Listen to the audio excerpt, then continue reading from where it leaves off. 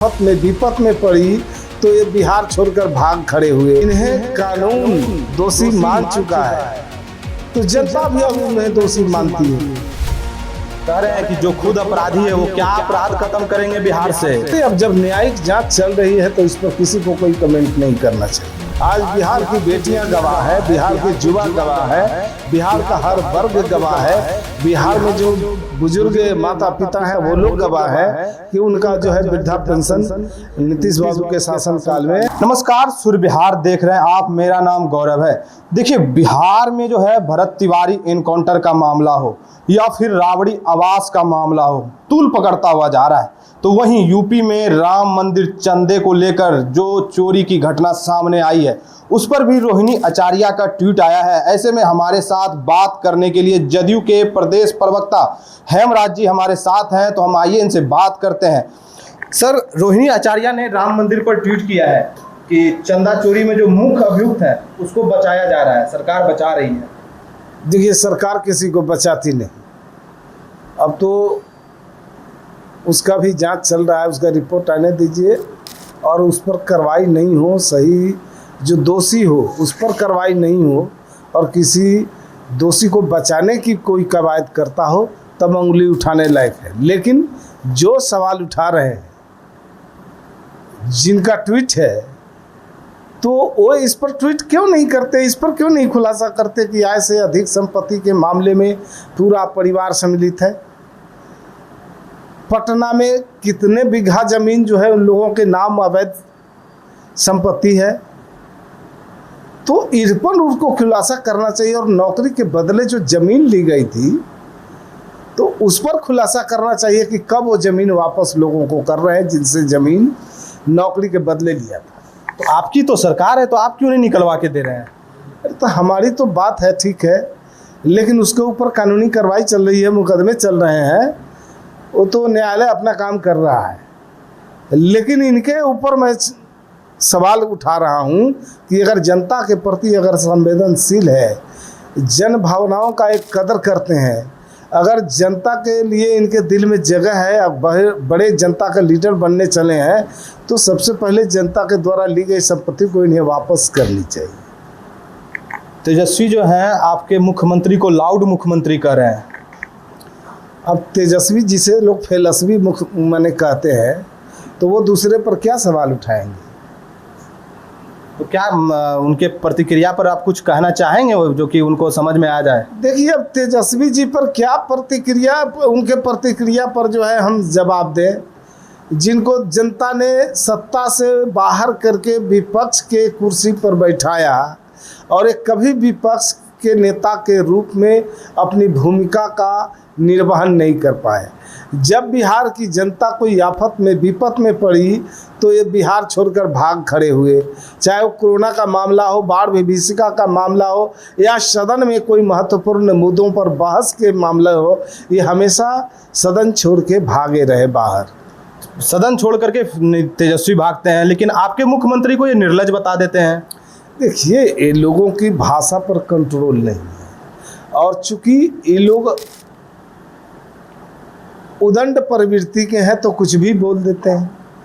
और हम ये पूछना चाहते हैं कि जो व्यक्ति जिसे जनता ने एक सिरे से नकार दिया हो, खारिज कर दिया हो, और जनता चाहती है और जनता इस बात को कभी कबूल नहीं करना चाहती कि उनका नेता चार्जशीटेड हो या सजायाफ्ता हो, और ये लोग सजायाफ्ता और चार्जशीटेड हैं और ऐसी पार्टी के नेता हैं जिन पार्टी के एक परिवार का कब्जा है उस पार्टी पर, और जब मंच सजे तो एक ही परिवार के लोग अगली कतार में कुर्सी पर बैठे नजर आते हैं। तो आप तेजस्वी को कह रहे हैं कि उन पर चार्जशीट है, कई FIR है। तेजस्वी भी कह रहे हैं कि आपके भी मुख्यमंत्री पर 7 हत्या का आरोप है, वो अभियुक्त हैं उसमें, क्या कहेंगे इस पर? देखिए, ये तो कानूनी प्रक्रिया है, कानून अगर उन्हें दोषी ठहरा देगी तो उनको सजा होगी। लेकिन जिन्हें कानून दोषी मान चुका है तो जनता भी अब उन्हें दोषी मानती है। कह रहे हैं कि जो खुद अपराधी है वो क्या अपराध खत्म करेंगे बिहार से। अब तो बिहार की जनता, अब नई पीढ़ी भी धीरे धीरे इस बात को समझने लगा है, लेकिन जो भी पुरानी पीढ़ी के लोग हैं, जो पुराने लोग हैं, सभी लोग जानते हैं कि 2005 से पहले जो इनके माता पिता का शासन काल था वो कैसा दौर था। जब उस शासन काल को अब याद करते हैं लोगों का रूह कांप जाता है। तो उस समय क्या हाल रहा होगा कि जब बिहार में अपहरण उद्योग का रूप ले चुका था और अब अपहरण का उद्योग नहीं चलता, अपहरण का कारोबार ठप हो चुका है। पहले सांप्रदायिक दंगे और नरसंहार हुआ करते थे। नरसंहार वाला बिहार, सांप्रदायिक दंगे वाला बिहार माना जाता था। अब बिहार में नरसंहार और सांप्रदायिक दंगे नहीं होते। अब नरसंहार मुक्त और सांप्रदायिक दंगा मुक्त बिहार है। आपकी सरकार ने महिलाओं को चुनाव से पहले 2 लाख देने का वादा किया था, जिसमें 10,000 तो मिला, लेकिन 1,90,000 जो है वो अब तक महिलाओं को नहीं मिला। इस पर मनोज झा कहते हैं कि शिकायत किससे करेंगे, क्योंकि एक पॉकेट में तो ईडी को, दूसरे पॉकेट में सीबीआई को रख करके घूमते हैं। उनके शासन काल में जो लोग सवाल उठा रहे हैं, उनके दल का कभी शासन था तो जनता को फुटी कौड़ी नसीब नहीं होता था। लेकिन अब तो हर घर में सरकार का पैसा जा रहा है, हर व्यक्ति के पास सरकार की सुविधाओं से लैस किया जा रहा है। आज बिहार की बेटियां गवाह है, बिहार के युवा गवाह है, बिहार का हर वर्ग गवाह है, बिहार में जो बुजुर्ग माता पिता हैं वो लोग गवाह है कि उनका जो है वृद्धा पेंशन नीतीश बाबू के शासन काल में एनडीए की सरकार में वृद्धा पेंशन 400 से बढ़ा के 1100 रुपये कर दिया गया।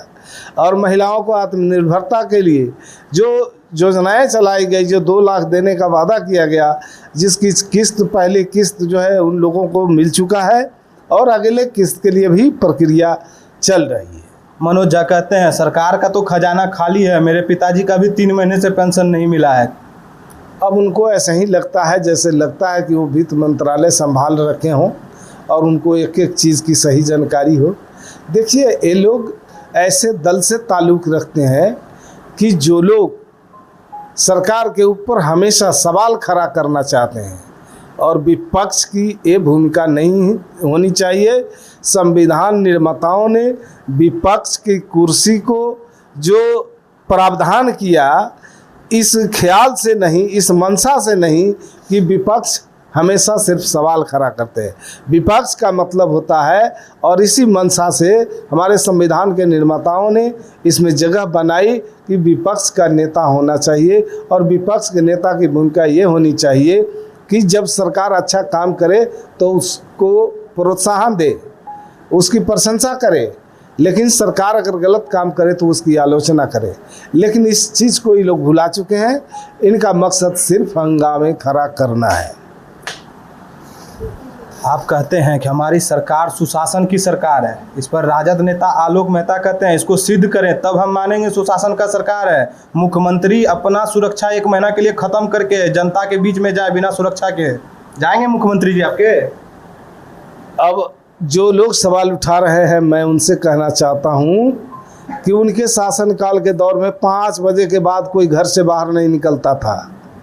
आज का बिहार जो सुशासन का बिहार है, जिसमें कानून का राज स्थापित है, 5 बजे के बाद लोग घर में नहीं दुबकते, बल्कि अपना काम करते रहते हैं।